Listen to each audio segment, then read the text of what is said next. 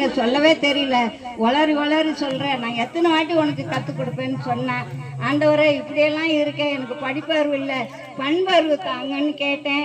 ஆனால் முட்டி போட்டு கேட்கும்போது பார்த்தீங்கன்னா என்னை வெள்ளிக்கிழமை சாட்சியில் கொண்டு ஆண்டவர் நிறுத்தினாரு. அன்னைக்கு நான் வந்து அந்த சாட்சி வந்து, ஐயா நான் வசனத்தை தான் சாட்சியாக சொல்ல போகிறேன் அப்படின்னு. சொல்லுங்கம்மா அப்படின்னாரு.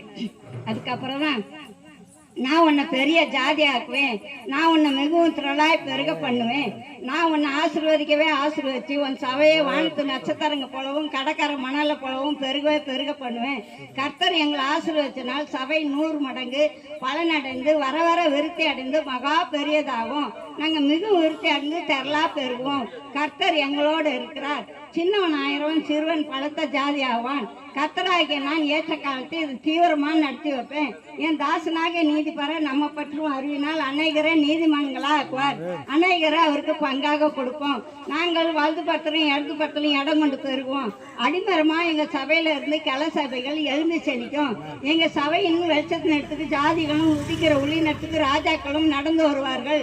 இது முதல் நீ மனுஷனை பிடிக்கிறவனா இருப்பாய். மந்த பெருகிறது போல கர்த்தர் எங்க சபையை மனிதரை பெருக பண்ணுவார். ரட்சிக்கப்படுவர்களை அனுதனமும் சபையிலே சேர்த்து கொண்டு வந்தார். கிழக்கிலும் மேற்கிலும் வடக்கிலும் தெற்கிலும் இருந்து ஜனங்கள் வந்து சபையில் பந்தி இருப்பார்கள்.